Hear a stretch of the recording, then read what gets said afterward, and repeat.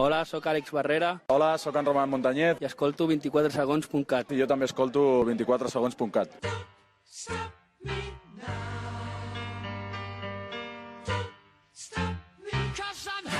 Queda un segon i mig, tira a fallar, pilota per aquí, pel TDK, final, el TDK campió,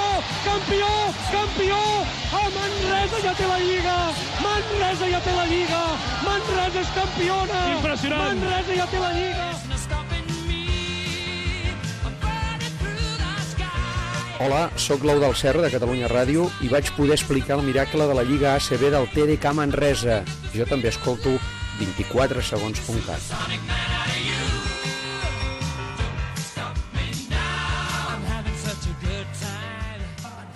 Doncs continuem en directe des del nou Congost de Manresa.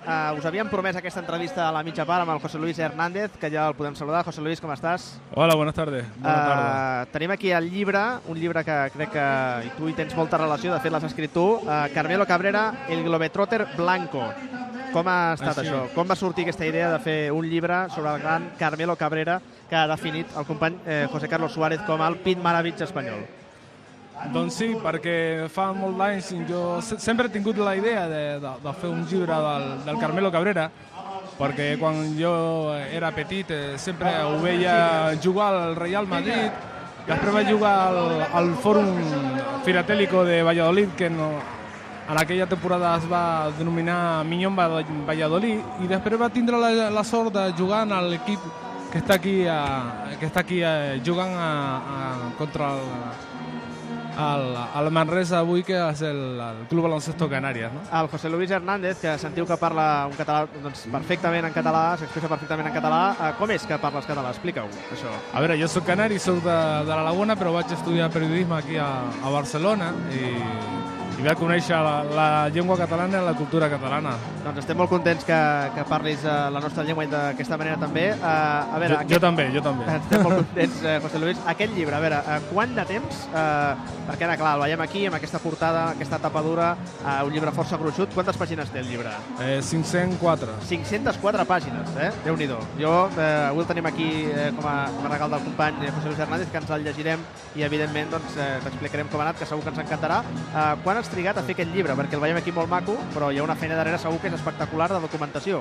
Sí, sobretot de documentació, perquè he realitzat un treball de camp molt laboriós i molt complicat. Per tot l'estat ha sigut moltes trucades, localitzar molta gent, llegir molt de documents, 5.000, 6.000 documents. Ha sigut molt complicat i 4 anys de feina molt dura. José Luis, si haguéssim de dir, mira, a partir d'un dia vaig començar aquest llibre i aquest dia l'he acabat, quants anys, perquè abans comentaves que fins i tot eren anys, has trigat en acabar aquest llibre que tenim aquí sobre?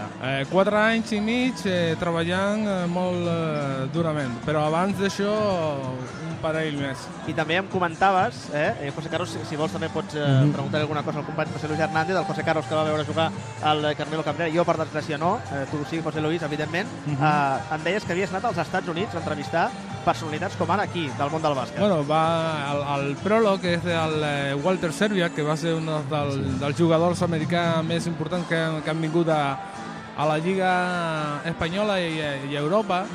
I a més tinc també una molt bona col·laboració al llibre, perquè l'epílog és de l'Anthony Daimiel, que és un bon amic meu també, i l'he demanat, ja que estàs, pues échanos una manita, no? Anthony Daimiel, que no en sap gaire de bàsquet, Quasi. No el segueix gaire. No, res.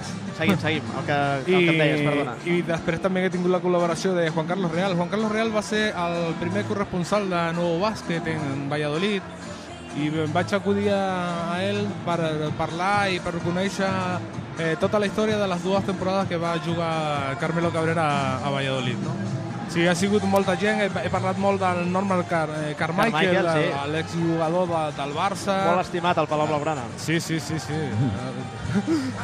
Jo tinc una pregunta. Van arribar a coincidir Carmelo Cabrera al final de la seva etapa amb el jovencito, el jove Corbalan? Sí. O sigui, la tripleta de jugadors de base, es diu base en català? Sí. No? Perfecte, perfecte. De base al Real Madrid va ser Vicente Ramos, Carmelo Cabrera i el jove Juan Corbalán. Corbalán, molt jovenet. Recordem que Carmelo Cabrera va guanyar 2 Copes a Europa, oi que sí? Amb el Real Madrid del als anys 74 al 78 i va perdre 3. Aquella, no sé si la primera, no ho sé, ho dic de memòria, no sé si alguna la va guanyar amb Pedro Ferrandiz i l'altra amb Lolo Sainz, o les dues amb Lolo Sainz. Una amb Pedro Ferrandiz. El 74 amb Pedro Ferrandiz, perquè Pedro Ferrandiz ja es va retirar el 75. Correcte, i Lolo Sainz. I el 78 el Lolo Sainz. Lolo Sainz, que recordem, també una dada que sempre comentem aquí, Lolo Sainz, juntament amb Pesic i a la Chachan, són els 3 únics personatges europeus que han guanyat la Copa d'Europa com a jugadors i com a entrenadors. Lolo Sainz és un d'ells. Recordem Pedro Ferrandiz, que havia substituït a Joaquín Hernández, aquell entrenador que va morir per desgràcia per una malaltia hepàtica. José Carlos, no sé si li vols preguntar alguna cosa més. Bé, no, jo només felicitar-lo per la seva gran feina i per poder donar a conèixer a aquest jugador com en Carmelo, que va marcar tota una dècada, no? Perquè gràcies a jugadors com en Carmelo Cabrera l'any 84 van poder gaudir d'una medalla olímpica a Los Angeles en la gent de Corbalán i medalla de plata, medalla de plata. De fet, després d'aquells Jocs Olímpics és quan es va instaurar, la FIBA va instaurar al basquetbol europeu la línia de 3 punts. Exactament, Va ser l'any 84. José Luis, l'altre dia veiem a Facundo Campazzo fer una jugada, ja saps per on vaig, oi? Sí.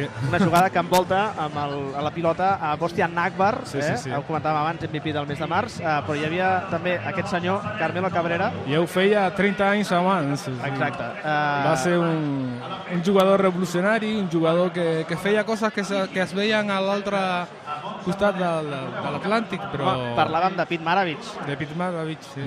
Molt bé. José Luis, l'acollida del llibre bé? Ha anat bé? Bé. Sí. On el podem trobar? On podem comprar aquest llibre? On el podem llegir? De moment encara estem en la primera fase, estem fent presentacions, estem fent també, està a l'internet, a l'adreça de superbasketcanarias.info, directament el PayPal es pot aconseguir també, i després també hi ha punt de venda a Canàries, a la botiga oficial del Canàries, també està a les botigues de la Gran Tijera, la Laguna, Santa Cruz, però sobretot a internet i que per internet també qualsevol persona pot accedir a aquest llibre i en el seu domicili, cap problema. Molt bé. José Luis Hernández, és a punt de començar aquesta segona meitat. Moltes gràcies per haver-nos atès, moltes gràcies per aquest llibre i sobretot també molta sort de cara al futur i menys avui, esperem que a partir d'ara l'Iberostar Tenerife guanyi sempre. Molt bé, moltes gràcies. Gràcies al company José Luis Hernández, una abraçada igualment al company de Superbàsquet Canàries.